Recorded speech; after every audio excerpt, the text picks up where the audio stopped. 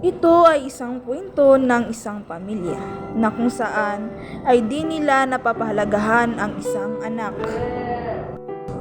Jenny ang pangalan ng anak na hindi napapahalagahan. Isang araw ay inaya ng magulang niya ang kaniyang ate at kuya kasama ang kaniyang papa. Anak, Carla, asan ka? Tawagin mo nga ang kuya mo at magbihis kayo. Sige po ma, saan ba tayo pupunta? Basta anak, may sorpresa kami sa inyo ng iyong mama. Talaga po mama, sige po at tatawagin ko na si kuya. Teka, si Bunso ba isasama pa natin? Hindi na at baka magkulang ang pera natin kung isasama pa natin. Bilisan nyo na at baka mahuli tayo. Ma, pa, saan po kayo pupunta? Pwede ba akong sumama? Hay nako Jenny, hindi ka pa pwede sumama at walang magbabantay sa bahay. Tsaka, wala ka namang gagawin doon. Sige na po mama, papa, sama na po ako. Pwede ba Jenny? Kung mabait ka lang sana at matalino, kahit hindi ka na magmakaawa na sumama, isasama ka namin. Pero hindi eh. Tanga ka na nga, bobo ka pa, wala kang silbi. Kung tutuusin nga dapat, di ka na mag-aral dahil sayang lang ang pera binabayad sa school mo. Pero ma, pa, wag naman po. Ma, pa, tara na po, hayaan nyo na lang ng si Jenny, baka masira ang araw natin. Oo nga naman mapa, tara na ho. O ikaw Jenny, huwag kang maglalakwatsa ha. Maglinis ka ng bahay at magluto ka ng makakain. Huwag ka na magluto at sa labas na kami kakain. Lumipas ang mga oras na wala ang kaniyang pamilya. Nakapaglinis na din siya ng bahay saka siya umalis at nagtungo sa kanyang pinagsasadlanan. Hay ate, pwede po ba akong pumasok ngayon? Oo naman, Jenny, nakapasipag mo talaga. Teka nga, bakit ka nga pala nagtrabaho? Maganda naman hanap ng buhay ng pamilya mo. Saka, bakit nga sumama ka pa sa kanila? Hindi nila ako pinasama nila mama at papa. Wala daw pong maiiwan sa bahay. Oo siya, kumain ka na ba parang pumayat ka? Kumain ka muna at saka tumulong na maayos sa gamit mo. Salamat po talaga ate. Para sa heavy-duty hugasin, mag-Smart Dishwashing Paste. Bawat pahid, Smart Dishwashing. Smart, linis, solid. Smart Dishwashing. Smart Dishwashing Paste. May double tanggaling formula.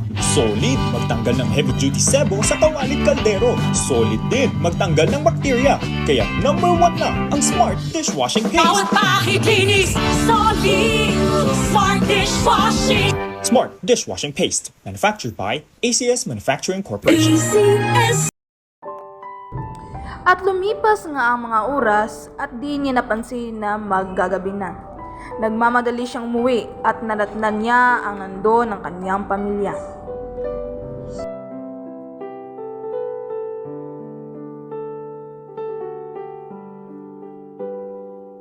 Oh, andyan na pala ang magaling yung anak na pinagbantay nyo ng bahay, pero lumayas din. Saan ka naman nanggaling bata ka? Pumunta ka naman sa mga barkada mo, no? Hindi naman po ako nakipagbarkada. Aba, sinasagot ng mama mo. Hindi naman po, Papa. Ba't nagsasalita ka pa? Hala, sige, pumasok ka sa kwarto mo at huwag kang lalabas hanggat di ko na sinasabi. Sobrang sama ng pakiramdam ko na tila bang wala akong kakampi sa lugar na ito.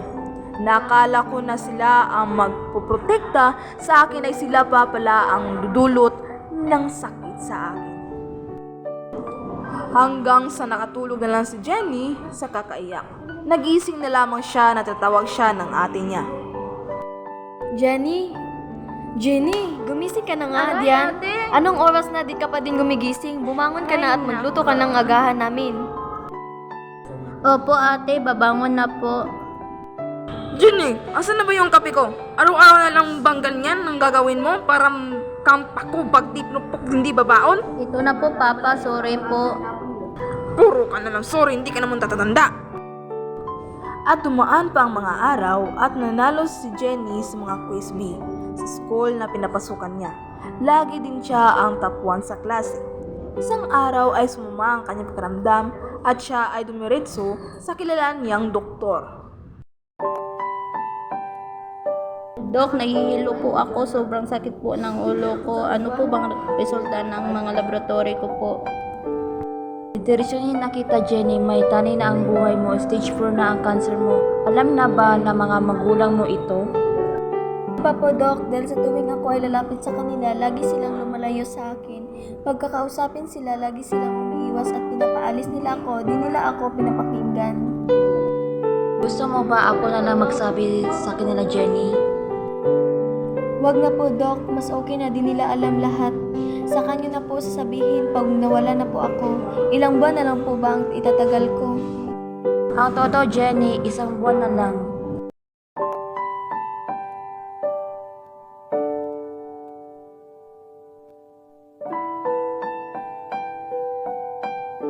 Umuwi na sa bahay si Jenny, sasabihin na sana niya sa kanyang magulang, subalit Mano po, ma, pa. hindi bagay sa iyo magmano sa amin. Saan ka naman nanggaling at anong oras na pumunta ka sa kusina at magluto ng hapunan? Asan po ba ang ate? Bakit uutusan mo ang ate mo? Di mo ba alam na mapagod ang mga kapatid mo sa kakaaral para makakuha ng mataas na grade at laging maging top 1 sa paaralan? Eh ikaw, public na nga lang, wala ka pang selfie. Ma, pa, may sasabihin po ako. Ay naku Jenny, wag mo akong artihan ng ganyan. Ikaw na nga may kasalanan, ikaw pa ang mag-umaarte dyan. Hala, pumunta ka sa kusina at magluto na nagugutom na kami. Kakaantay sa'yo, puro ka na barkada. Natapos na magluto si Jenny at naghain ng pagkain. Dating gawi, pinaalis na siya ng magulang niya at pinapasok na sa kwarto para makain na sila. Bakit ganun po, Lord? Bakit ganito sila sa akin?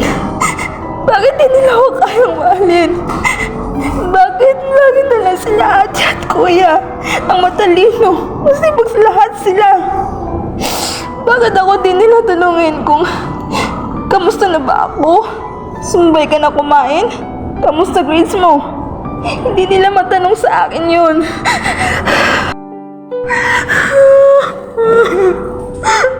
Ano mo ba ginawa ko kasalanan?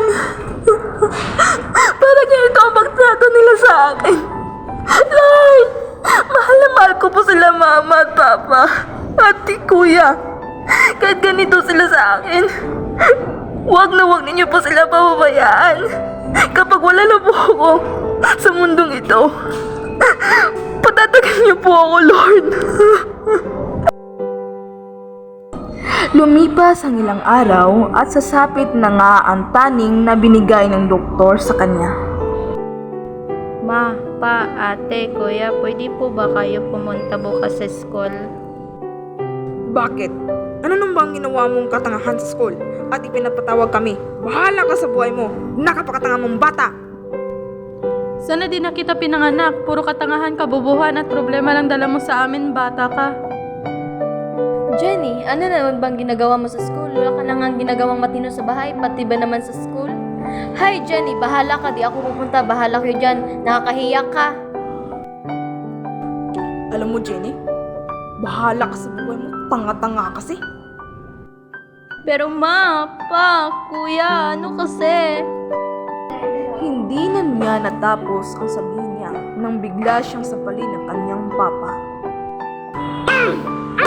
Ikaw bata ka! Lahat na ikihiya na ginawa mo, nagkakabarkada mo yan! Natuto kang lumandi sa sumasagot-sagot sa amin! Simulan bukas, huwag ka lang papasok!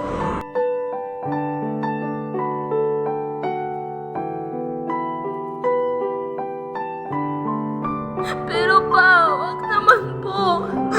Parang awan niyo na po, Papa. Kahit po kasi lang po, papasokan niyo na po ako. Pag sinabi kong hindi, hindi!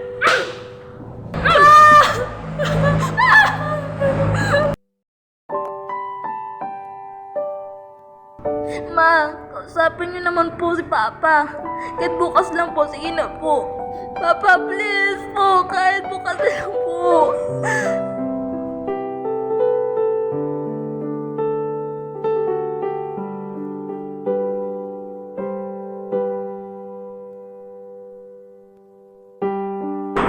Kaliwat kanan na sinampal ang inampot ni Jenny sa kanyang papa. Kinabukasan ay pinilit niyang pumasok sa school dahil sa quiz bee na sasalihan niya. Namamaga ang mga mata niya dahil sa kakaiyak niya sa pagmamakaawa sa kanyang mga magulang.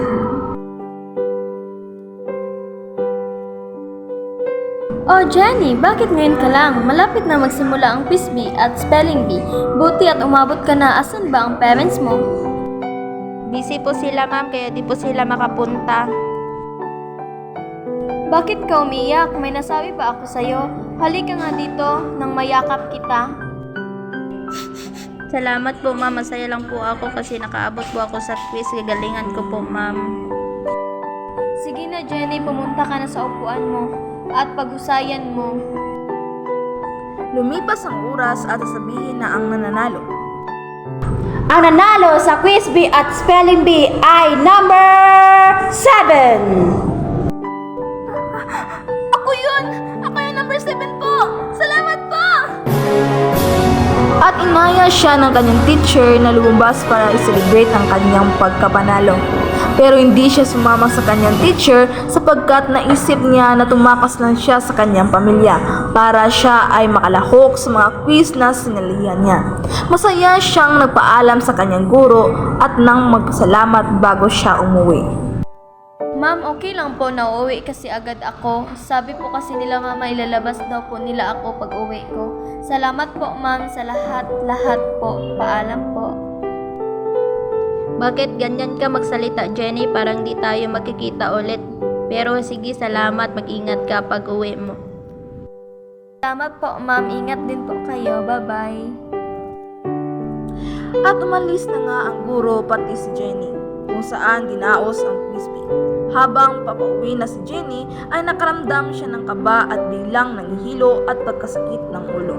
Pero di niya ito pinansin.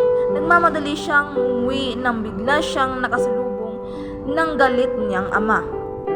Hoy, bata ka diba? Sabi ko sa'yo, huwag kang lalabas ng kwarto mo. Saan ka galing bata ka? At talagang hapon ka nung umuwi. Kala mo ba di ka namin mapapansin nang wala ka sa kwarto mo? Papa, patawad po. Nang biglang siyang kinalagkad ng kanyang ama habang nakahawak sa buhok niya. Pagdating sa bahay ay pinagalitan pa din siya ng kanyang ama pati ng kanyang ina. O buti naman at nandyan na kayo. O saan mo nakita yung babae na yan? Sorry na po, ma, pa. Pumunta lang naman po ako sa school para... Sinungaling ka kung bata ka? Malandi ka talaga ginamit ng pakamparanan ninyo? Para lang lumandi, makipagbarkada, o talagang malandi ka talaga? Akala mo ba, Jenny, di namin malalaman na pag-uwi ka galing school, eh may pinupunta ka pang iba? Ano pong ibig niyong sabihin? At nagmaang-maangan ka pa? Walang hiya ka talagang bata ka. Nakapatanga mo, gagawa na lang ng kalandian, yung may nakakita pa.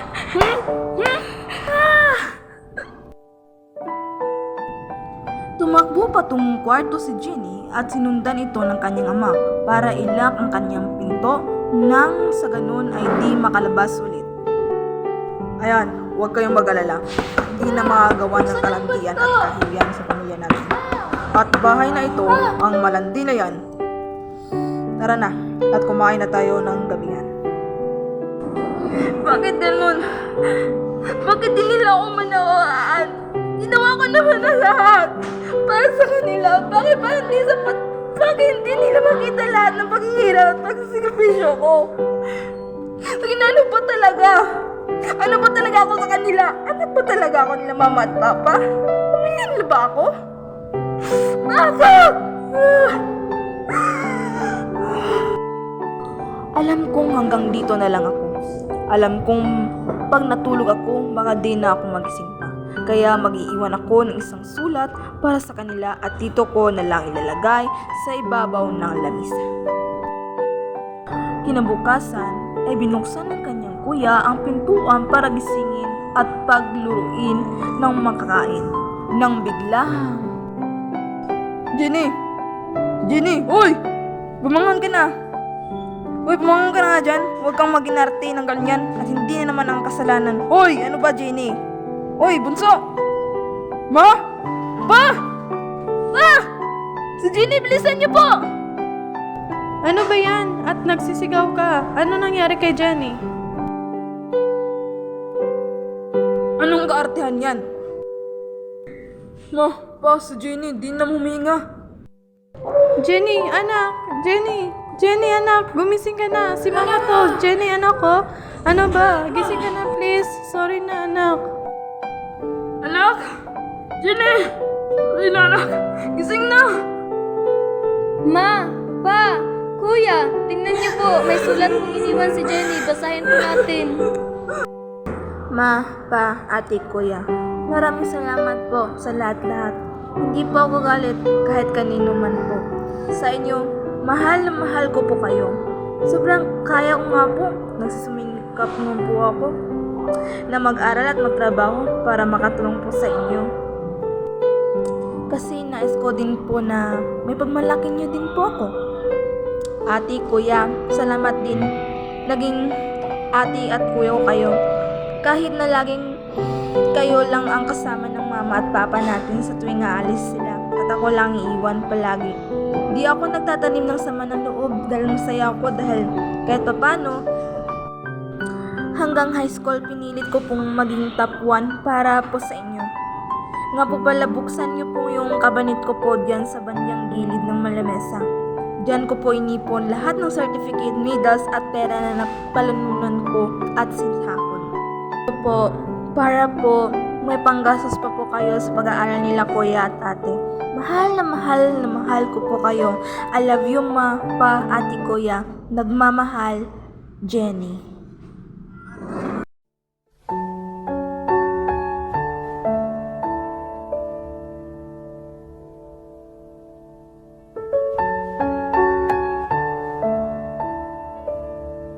Hambog ng Sagpro Crew. Una sa lahat, gusto kong magpaalam, lalong-lalo na sa'yo. Dahil kahit saan ako mapunta, palagi mong hawak ang puso ko.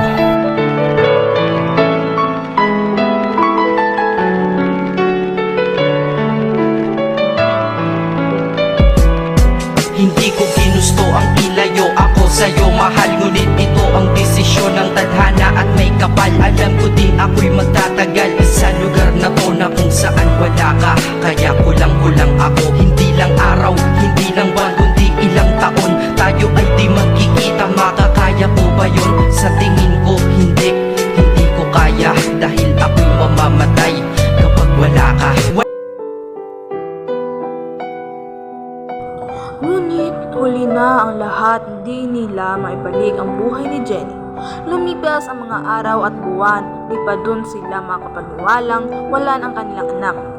At ang naiwang pera na inaipon ni Jenny ay ginamit nila para ayusin ang kwarto ni Jenny at ipinalalagyan nila ito ng kabinet na may salamin at doon nila isinabit at nilagay ang mga medal, certificate at mga papel na ginawa niya sa mga contest tulad ng drawing quiz, bee, spelling bee at kung ano-ano pa. Kaya habang maaga pa at nakakasama pa natin ang ating mga mahal sa buhay, magulang, kapatid, lolo, lola, lahat na iparamdam natin na mahalaga sila sa atin at mahal na mahal natin sila. Dahil sa pag nawala na sila, saka lang natin maisip na sana noon pa natin pinapalagahan ang mga mahal natin sa buhay. Tandaan, ang pagsisisi ay laging nasa huli. At dyan nagtatapos, Jenny.